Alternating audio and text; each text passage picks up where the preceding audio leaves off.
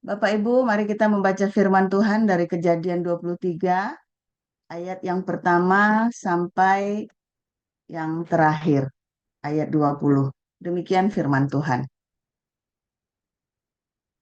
Sarah hidup 127 tahun lamanya. Itulah umur Sarah. Kemudian matilah Sarah di Kiryat Arba, yaitu Hebron, di tanah Kanaan. Lalu Abraham datang meratapi dan menangisinya. Sesudah itu Abraham bangkit dan meninggalkan istrinya yang mati itu. Lalu berkata kepada Bani Het, "Aku ini orang asing dan pendatang di antara kamu. Berikanlah kiranya kuburan milik kamu kepadaku."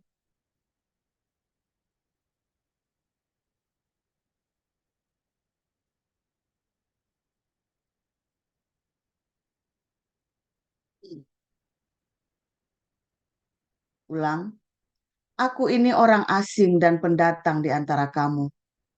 Berikanlah kiranya kuburan milik kepadaku di tanah kamu ini, supaya kiranya aku dapat mengantarkan dan menguburkan istriku yang mati itu." Bani Het menjawab Abraham, "Dengarlah kepada kami, tuanku. Tuanku ini seorang raja agung di tengah-tengah kami. Jadi kuburkanlah istrimu yang mati itu dalam kubur yang terpilih. Tidak akan ada seorang pun dari kami yang menolak menyediakan kuburannya bagimu untuk menguburkan istrimu yang mati itu." Kemudian bangunlah Abraham lalu sujud kepada Bani Het, penduduk negeri itu, serta berkata kepada mereka, "Jika kamu setuju bahwa aku mengantarkan dan menguburkan istriku yang mati itu, maka dengarkanlah aku dan tolonglah mintakan dengan sangat kepada Efron bin Zohar supaya miliknya, ulang, supaya ia memberikan kepadaku gua Mahpela miliknya itu yang terletak di ujung ladangnya. Baiklah itu diberikannya kepadaku dengan harga penuh untuk menjadi kuburan milikku di tengah-tengah kamu." Pada waktu itu, Efron hadir di tengah-tengah Bani Het. Maka jawab Efron orang Het itu kepada Abraham dengan didengar oleh Bani Het, oleh semua orang yang datang di pintu gerbang kota, "Tidak, tuanku, dengarkanlah aku. Ladang itu kuberikan kepadamu, dan gua yang di sana pun kuberikan kepadamu. Di depan mata orang-orang sebangsaku, kuberikan itu kepadamu. Kuburkanlah istrimu yang mati itu." Lalu sujudlah Abraham di depan penduduk negeri itu, serta berkata kepada Efron dengan didengar oleh mereka, "Sesungguhnya, jika engkau suka, dengarkanlah aku. Aku membayar harga ladang itu. Terimalah itu daripadaku, supaya aku dapat menguburkan istriku yang mati itu di sana." Jawab Efron kepada Abraham, "Tuanku, dengarkanlah aku. Sebidang tanah dengan harga 400 shikal perak. Apa artinya itu bagi kita? Kuburkan sajalah istrimu yang mati itu." Lalu Abraham menerima usul Efron, maka ditimbangnyalah perak untuk Efron sebanyak yang dimintanya dengan didengar oleh Bani Het itu, 400 shikal perak, seperti yang berlaku di antara para saudagar. Demikianlah ia, ulang, demikianlah ladang Efron yang letaknya di Mahpela di sebelah timur Mamre.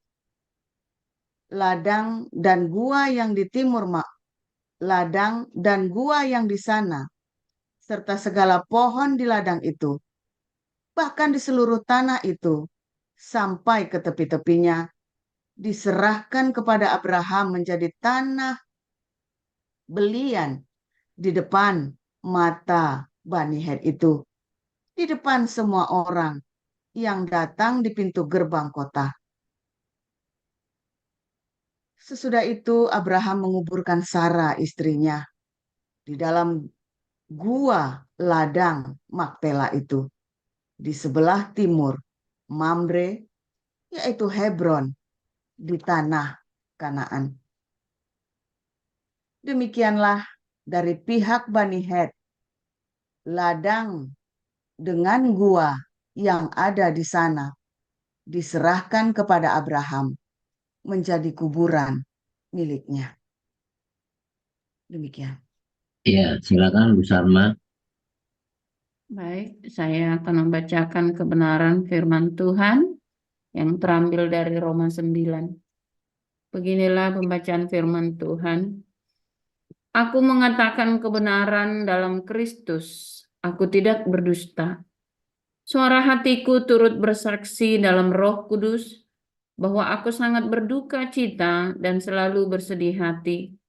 Bahkan aku mau terkutuk dan terpisah dari Kristus demi saudara-saudaraku, kaum sebangsaku secara jasmani. Sebab mereka adalah orang Israel, mereka telah diangkat menjadi anak, dan mereka telah menerima kemuliaan dan perjanjian-perjanjian dan hukum Taurat dan ibadah dan janji-janji. Mereka adalah keturunan bapa-bapa leluhur yang menurunkan Mesias dalam keadaannya sebagai manusia yang ada di atas segala sesuatu. Ia adalah Allah yang harus dipuji sampai selama-lamanya. Amin. Akan tetapi firman Allah tidak mungkin gagal, sebab tidak semua orang yang berasal dari Israel adalah orang Israel, dan juga tidak semua yang terhitung keturunan Abraham adalah anak Abraham, tetapi yang berasal dari Ishak yang akan disebut keturunanmu. Artinya, bukan anak-anak menurut daging adalah anak-anak Allah, tetapi anak-anak perjanjian yang disebut keturunan yang benar. Sebab firman ini mengandung janji. Pada waktu seperti inilah aku akan datang dan Sarah akan mempunyai seorang anak laki-laki. Tetapi bukan hanya itu saja. Lebih terang lagi ialah Ribka yang mengandung dari satu orang, yaitu dari Ishak, bapa leluhur kita. Sebab waktu anak-anak itu belum dilahirkan dan belum melakukan yang baik atau yang jahat, supaya rencana Allah tentang pemilihannya diteguhkan, bukan berdasarkan perbuatan, tetapi berdasarkan panggilannya. Dikatakan kepada Ribka, anak yang tua akan menjadi hamba anak yang muda, seperti ada tertulis, aku mengasihi Yakub, tetapi membenci Esau. Jika demikian, apakah yang hendak kita katakan? Apakah Allah tidak adil? Mustahil. Sebab ia berfirman kepada Musa, aku akan menaruh belas kasihan kepada siapa aku mau menaruh belas kasihan, dan aku akan bermurah hati kepada siapa aku mau bermurah hati. Jadi hal itu tidak tergantung pada kehendak orang atau usaha orang, tetapi kepada kemurahan hati Allah. Sebab kitab suci berkata kepada Firaun, itulah sebabnya aku membangkitkan engkau, yaitu supaya aku memperlihatkan kuasaku di dalam engkau, dan supaya namaku dimasyurkan di seluruh bumi. Jadi ia menaruh belas kasihan kepada siapa yang dikehendakinya, dan ia menegarkan hati siapa yang dikehendakinya. Sekarang kamu akan berkata kepadaku, jika demikian, apalagi yang masih disalahkannya? Sebab siapa yang menentang kehendaknya?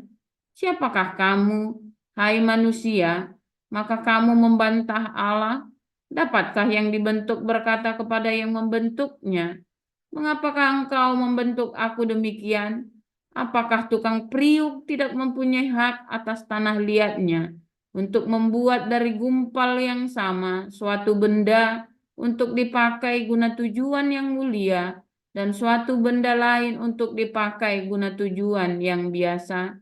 Jadi, kalau untuk menunjukkan murkanya dan menyatakan kuasanya, Allah menaruh kesabaran yang besar terhadap benda-benda kemurkaannya yang telah disiapkan untuk kebinasaan. Justru untuk menyatakan kekayaan kemuliaannya atas benda-benda belas kasihannya yang telah dipersiapkannya untuk kemuliaan, yaitu kita yang telah dipanggilnya bukan hanya dari antara orang Yahudi, tetapi juga dari antara bangsa-bangsa lain, seperti yang difirmankannya juga dalam kitab Nabi Hosea, yang bukan umatku akan kusebut umatku, dan yang bukan kekasih, kekasih. Dan di tempat di mana akan dikatakan kepada mereka, kamu ini bukanlah umatku, di sana akan dikatakan kepada mereka, anak-anak Allah yang hidup. Dan Yesaya berseru tentang Israel, sekalipun jumlah anak Israel seperti pasir di laut, namun hanya sisanya akan diselamatkan. Sebab apa yang telah difirmankannya akan dilakukan Tuhan di atas bumi, sempurna dan segera. Dan seperti yang dikatakan Yesaya sebelumnya, seandainya Tuhan semesta alam tidak meninggalkan pada kita keturunan, kita sudah menjadi seperti Sodom dan sama seperti Gomora. Jika demikian, apakah yang hendak kita katakan? Ini, bahwa bangsa-bangsa lain yang tidak mengejar kebenaran telah beroleh kebenaran, yaitu kebenaran karena iman. Tetapi bahwa Israel sungguh pun mengejar hukum yang akan mendatangkan kebenaran, tidaklah sampai kepada hukum itu. Mengapa tidak? Karena Israel mengejarnya bukan karena iman, tetapi karena perbuatan. Mereka tersandung pada batu sandungan, seperti ada tertulis, sesungguhnya aku meletakkan di Sion sebuah batu sentuhan dan sebuah batu sandungan, dan siapa yang percaya kepadanya tidak akan dipermalukan. Demikian pembacaan firman Tuhan. Ya, terima kasih kepada para lektor, Ibu Nurliana dan Bu Parma atas pembacaan firman pagi hari ini. Kita akan mendengarkan renungan firman Tuhan dengan judul Hak Milik Tanah di West Bank, Palestina. Silakan Pastor Paul. Haleluya, luar biasa firman Tuhan selalu baru setiap hari, saudara ya. Ketika kita menanti-nantikan Tuhan dengan kesungguhan hati kita, saudara. Saudara, setiap hari kita mendengar firman Tuhan, setiap kali kita berharap ada mujizat, ya kan? Nah, tapi masalahnya kenapa mujizat dalam hidup kita nggak datang-datang, ya? Tentu saja ada banyak faktor, ada saat atau kairos yang memang ada bisa, saudara ya. Artinya harus menunggu dalam penantian. Tetapi masalah ini nantinya udah 20 tahun, Pak. Udah 30 tahun, bahkan mungkin udah 40 tahun Pak saya nunggu-nunggunya. Mungkin kalian sudah, aduh, udah nggak karu-karuan hidup kalian ya. Udah berapa puluh tahun Anda menanti-nantikan mujizat dalam hidupmu, terobosan dalam hidupmu, ya kan? Nah, tetapi janji Tuhan nggak datang. Wah, ini repot, saudara ya. Sebetulnya ya, saudara ya, tadi saya ngomong-ngomong sama Ana, saudara ya, tentang perilaku jemaat. Ngerasani kalian saya, saudara ya. Saya ngerasani satu-satu ya, saudara. Nggak apa-apa kan saya ngerasani sama istri saya. Ya, kenapa ada orang-orang ya yang apa namanya tidak mendapat terobosan dalam hidupnya dan malah terus jadi yang masalah, saudara. Bukan masalah buat kita, kalau kita sih nggak urusan ya. Tapi artinya orang ini kemudian menjadi masalah buat komunitas, ya. Sudah nggak dapat terobosan, dia menjadi masalah buat komunitas, atau sudah diberi kesempatan, tetapi dia diberi banyak sekali kesempatan, tetapi dia tidak bisa menggunakan kesempatan itu. Nah, ya, saudara, saya ingat kemarin ada pertanyaan hari Minggu ya, saudara ya. Pak siapa itu? The Student itu ya. Itu gimana tuh ya pendeta-pendeta yang nggak ngajarin tentang diakonia itu kan? Kan Anda kalau nggak diakonia masuk neraka, auto masuk neraka, saudara. Ya kan? Itu bukan kata saya, bukan tafsir loh. Itu bukan tafsir, itu sudah letter luck. Ya, kalau Anda nggak diakonia masuk neraka, saudara ya. Anda yang tidak bersedekah, ngaku-ngaku Kristen, auto neraka. Terus pertanyaannya kan, pendeta-pendeta yang nggak ngajarin diakonia terus gimana tuh jemaat? Ya auto neraka lah gimana? Saya bilang begitu kan, kasihan dong. Yang minta jemaatnya sendiri kok. Jemaatnya sendiri yang minta dibohongin sama pendetanya kan. Anda juga nggak bisa nyalakan pendetanya 100%. Ya kan? Mengapa pendeta-pendeta itu tidak mengajarkan kebenaran kepadamu, saudara? Karena ketika pendeta ini ngajarin kebenaran, kan kamu musuhin dia kan? Kayak saya kan? Saya kan ngomong ngajarin Anda kebenaran. Ya kan? Kadang-kadang saya keras. Terus jadi musuhan kan? Katakanlah dengan lemah lembut. Lemah lembut pun tetap musuhan kan? Selembut apa sih? Mau selembut apapun, kebenaran itu kalau Anda sudah tidak setuju, ya, kalau Anda sudah membenci kebenaran itu, Anda kan maunya dibohongin. Ya, saya suatu ketika jadi ketua senat, saudara ya, jadi ketua senat di kampus. Terus saya bikin program yang baik-baik. Saya naif sekali, tapi saya enggak kepikir ya, saudara ya. Saya kan nggak minum, nggak ngerokok, nggak main perempuan, nggak pakai obat, nggak segala macam. Saya cuma kerja, sekolah, kerja, organisasi, sekolah, kerja, organisasi, jadi asisten dosen. Wes orang-orang baik-baik. Bukan saya nggak nakal, saya pernah berkelahi juga. Cuma selama kuliah, saya tahu diri. Saya nggak punya uang, saya hidup dari beasiswa, saya harus benar-benar kuliah yang sungguh-sungguh, takut nggak selesai. Nah, maka saya bikin program yang baik-baik kan. Nggak laku loh saudara programnya. Nah, terus rival saya bikin program yang brutal-brutal, saudara ya. Diskotik, malam apa, gala night, gala, waduh, saudara ya. Yang gitu-gitu laku, saudara. Saya bilang, ini kentir ini mahasiswa-mahasiswa. Diajak baik-baik, nggak mau. Terus kita bikin acara, kayak studi tour gitu ya. Yuk, kitanya ke Lampung saja. Kita melihat perkebunan-perkebunan. Di sana, supaya kita belajar. Kan kamu kesempatan begini kan, kesempatan masuk bisa praktek, kamu lihat perusahaan-perusahaan besar. Terus yang bagian brutal-brutal ini, yuk kita ke Bali saja jalan-jalan. Wah, brutal-brutal. Iya, banyak yang ikut, saudara ya. Akhirnya 4 bis yang ikut mereka, hanya 2 bis yang ikut saya, saudara. Wah, kasihan, saudara ya.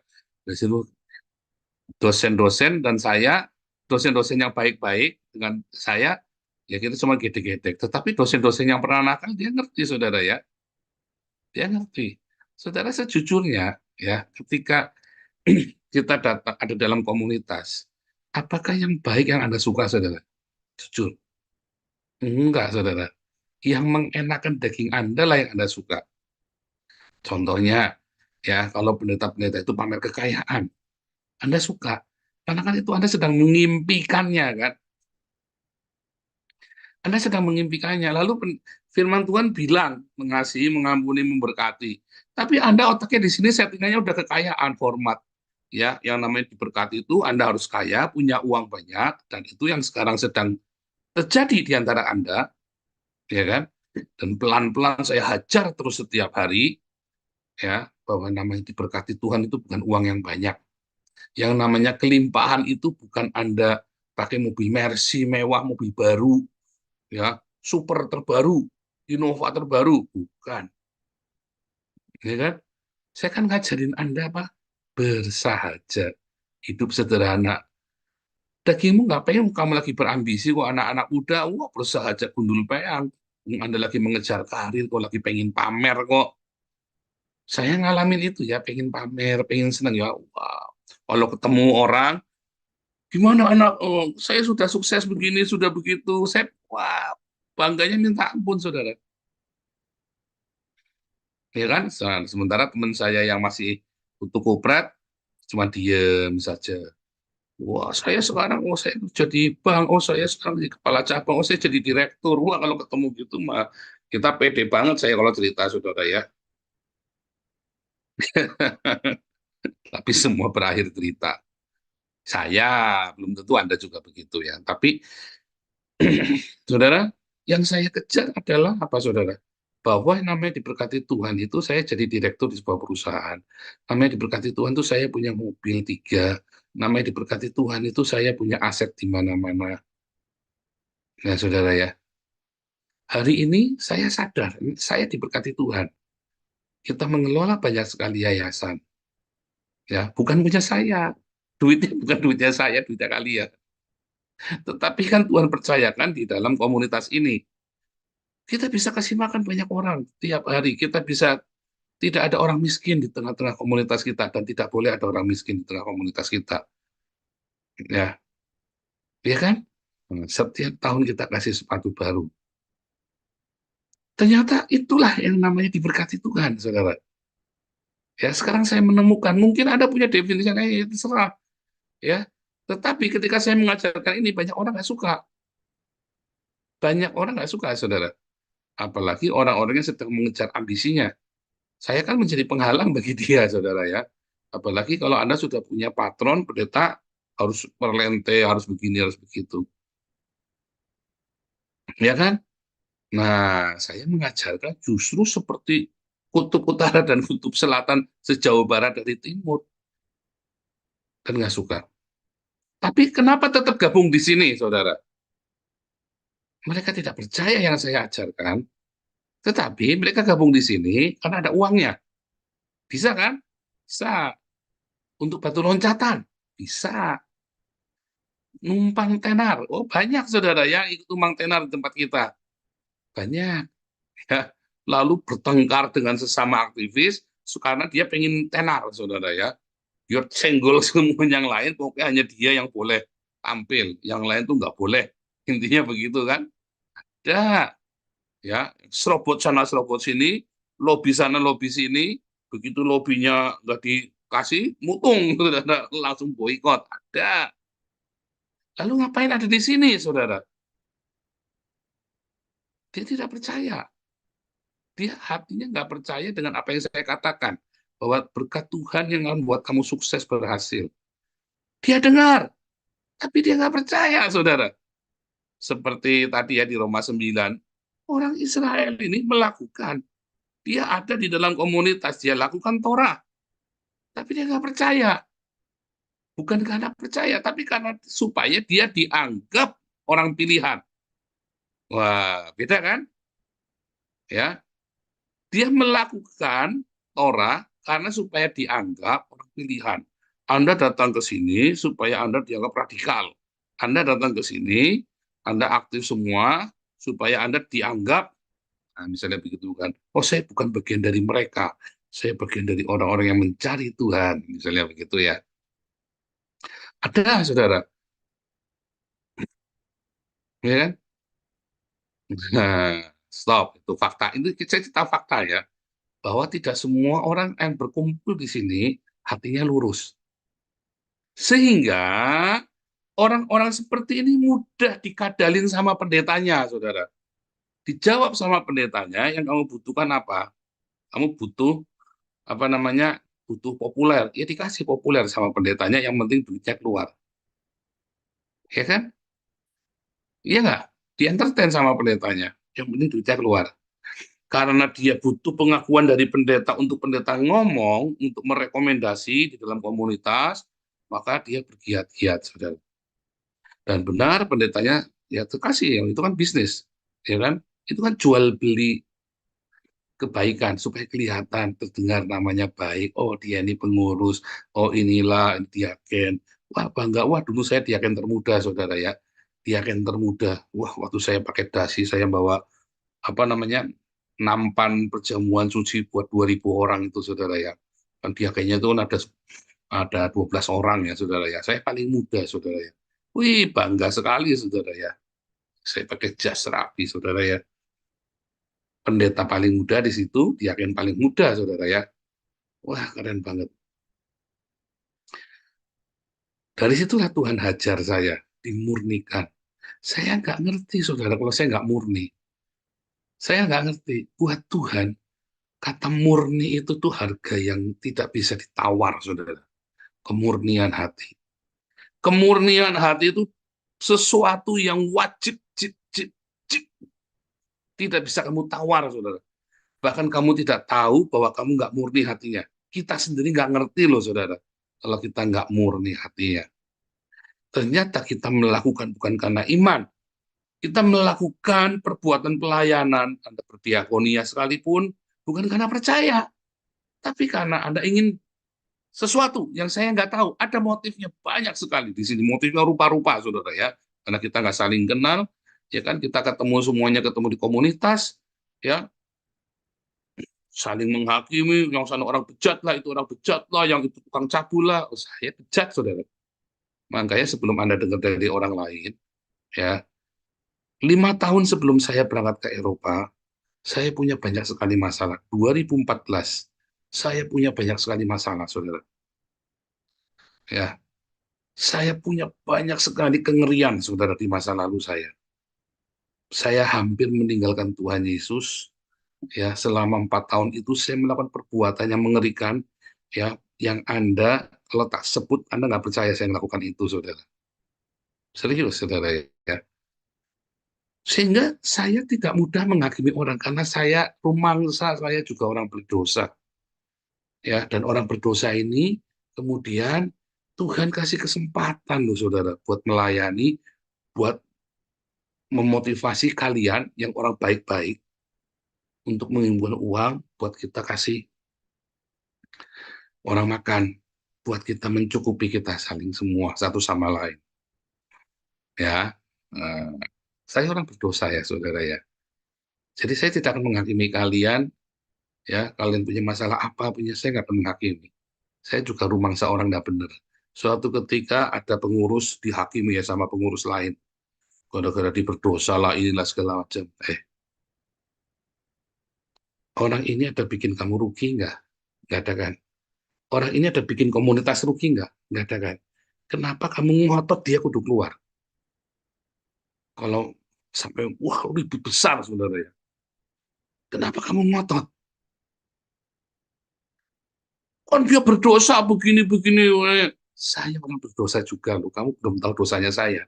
Dosanya dia itu nggak ada apa-apanya dosanya saya. Saya sampai bilang begitu terus terang ya. Kalau tak buka tak ceritani bener bisa ngeblak semua, saudara ya. Serius, saudara ya. Nah, itu ya. Nah, stop. Saya cerita tentang Palestina dulu ya tadi ya. Karena judulnya kan West Bank itu. Hebron itu, saudara ya. Hebron, tempat Sarah itu. Ya, tempat tinggalnya Sarah. Ya kan. Abraham kan bolak-balik dari Beersheba, Hebron, Beersheba, Hebron ya. Hebron itu tempat tinggalnya Sarah. Di Hebron ini adalah persis di tengah-tengahnya West Bank Palestina, saudara. Dan itu adalah wilayah paling besar dari West Bank yang Palestina sekarang hari ini. Artinya apa, saudara? Sebetulnya nenek moyangnya orang Israel itu sudah membayar tanah itu, saudara. Sudah membayarkan tanah itu menjadi tanah perjanjian. Jadi Abraham bukan hanya Hebron saja, seluruh tanah-tanah itu sama nanti sama Ishak pun juga itu sudah diambil alih, sudah dibayar, saudara. Ya, sudah dibayar baik sama Abraham maupun sama Ishak. Makanya ketika orang-orang Israel keluar dari Mesir, dia pergi, dia balik ke Kanaan, dia lihat Yeriko, dia lihat itu tuh haknya mereka. Ya, perjanjian itu ya diberikan, tanah perjanjian itu diberikan dengan membayar. Nenek moyang mereka sudah bayar. Lalu mereka kembali lagi sudah diambil orang. Tapi sudah dibayar. Lalu diambil orang, maka diambil alih sama mereka. Zaman dulu nggak perlu bayar, serbu. Caranya ya serbu zaman dulu ya, zaman 4.000 tahun yang lalu, nih kita ceritanya 3.000 tahun yang lalu. Kalau zaman sekarang ya enggak. Ketika orang Israel balik lagi ke situ, ya bayar. Mereka beli loh itu, saudara ya. Ketika saya kasih tahu mereka beli, pada nggak percaya, saudara ya. Mereka beli. Seluruh tanah yang Israel, ya, tadinya kecil ya, sebelum dibagi sama PBB, Rothschild itu, konglomeratnya Amerika itu orang Yahudi, dia sudah bayar semuanya, saudara. Yang dihuni oleh orang saya dibayar. Sampai kemudian PBB membagi. Nah, ya itu nggak perlu bayar lagi, kan sudah dibagi. hukum internasional membagi tanah itu. Jadi menjadi tanahnya mereka, saudara ya. Bayar, tapi sebelumnya bayar. Jadi tidak ada kekerasan. Justru kekerasan itu ditimbulkan oleh orang-orang Arab, ya. Arab Saudi, Yordania, Mesir, Syria. Mereka yang memberikan kekerasan. Orang Israelnya harus bertahan diri sehingga yang mati banyak. Karena bayangin, satu senapan dipakai 3 orang gantian. Ya, makanya mati 100.000, saudara. Banyak sekali, kasihan ya. Nah, saudara, tanah perjanjian ini kemudian hilang, saudara. Selama 2000 tahun, dari zamannya Tuhan Yesus, bait suci diruntuhkan, tahun 135 mereka terusir dari perjanjian itu, saudara. Karena kan mereka bersumpah, darahnya Yesus tentang atas kami dan keturunan kami, kan. Mereka menolak raja, segala raja. Maka mereka terusir. Ya kan? Yang menerima orang Roma justru, kan. Yang menerima adalah sebagian besar dulu pertama orang Roma. Makanya orang-orang Roma ini kemudian diberkati Tuhan dengan luar biasa, setelah itu diberi kekuasaan yang luar biasa. Zaman itu ya Roma itulah Roma Katolik, replacement teologi ini Roma Katolik itu, ya saudara ya. Pengakuannya mereka replacement, orang Yahudi sudah ganti sama kita, makanya kita singkirkan dia, ya udah hukumnya hukum Roma. Tetapi orang Yahudi ya kemudian tetap percaya kepada perjanjian itu, saudara. Ada yang percaya karena percaya bahwa akan datang Mesias yang menyelamatkan mereka, tetapi ada yang mereka melakukan Torah supaya mereka tetap dianggap sebagai orang Yahudi. Turun-temurun tradisi, aku kan Yahudi, aku nggak boleh ini, nggak boleh itu, supaya dia jangan diusir dari kaumnya. Tapi ada yang nggak urus, ya udahlah, aku tak jadi orang umum saja lah. Ada, tetapi ada yang percaya karena percaya, bukan melakukan tradisi Yahudi karena daripada beda, kan? Ini dia melakukan apa perintah Taurat karena dia percaya janji Mesianik bahwa mereka akan kembali ke tanah itu. Nah, melakukan yang karena percaya inilah, saudara, yang Tuhan inginkan dalam hidup kita. Berapa banyak orang melakukan bukan karena percaya, saudara, bahwa ada perjanjian, berkat itu ada bersama dengan kita, bahwa Tuhan menyembuhkan kita. Dia melakukan bukan karena percaya, tetapi karena motif-motif yang lain. Itulah sebabnya banyak sekali hidupnya lama nggak dapat terobosan.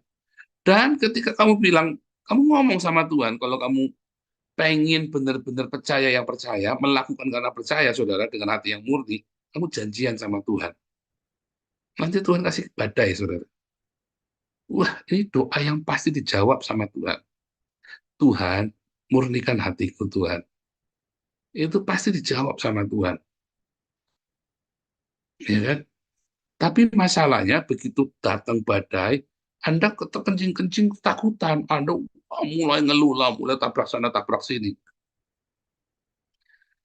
Ya kan? Ketika konflik datang, ketika problem datang, ketika pencobaan datang, responnya kan tidak karu-karuan.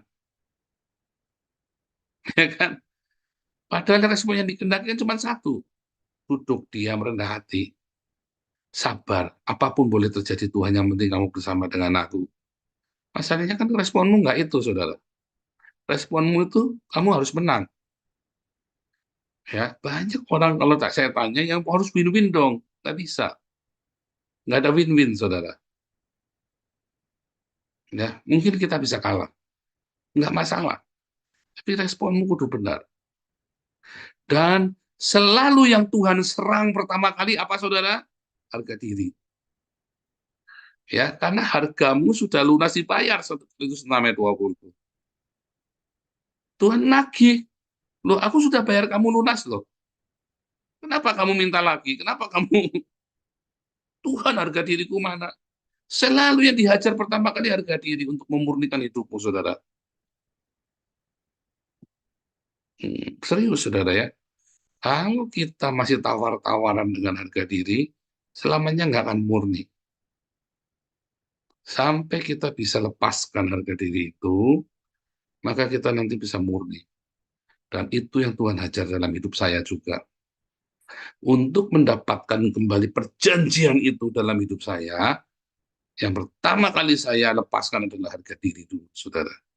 Selanjutnya semuanya harus dilepaskan, tapi pertama kali itu harga dirimu dulu. Selanjutnya semuanya, tapi pertama kali itu harga dirimu. Karena itu adalah kebencian Tuhan yang paling Tuhan benci, yaitu kesombongan kita, vanity. Ya, katanya si Al Pacino itu kan, Devil's Advocate itu kan bilang apa? Vanity is my favorite sin. Katanya gitu ya. Harga diri, saudara. Itu adalah kebencian yang paling, itu adalah, pokoknya begitu ngelihat orang sombong, Tuhan langsung ingat Lucifer, Tuhan langsung ingat Helel Ben Syakar. Aku hendak, nah itu saudara ya, aku ingin memuliakan diriku, aku merasa diriku, harga diriku, ini prinsip, ini harga diri. Nah, saat itulah langsung Tuhan ingat apa? Ingat setan, saudara. Aduh, setan, gitu saudara ya. Ya, harga diri itu paling lepas, saudara.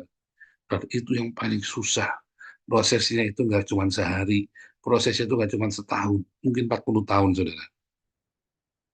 Mungkin puluhan tahun, sampai itu lenyap, sampai hilang. Saya pun sampai hari ini masih diproses dengan yang namanya harga diri. Mungkin harganya saya nggak semahal punyanya Anda. Bedanya begitu. Dulu saya mahal sekali. Nggak nego, saudara. Harga mati, nggak nego. Matilah saya, kan bangkrut kan. Nah, kalau kamu nggak mau nego, ya kelar hidupmu, saudara. Nego lah dikit, ya. Harga dirimu. Sampai akhirnya lepaskan harga dirimu.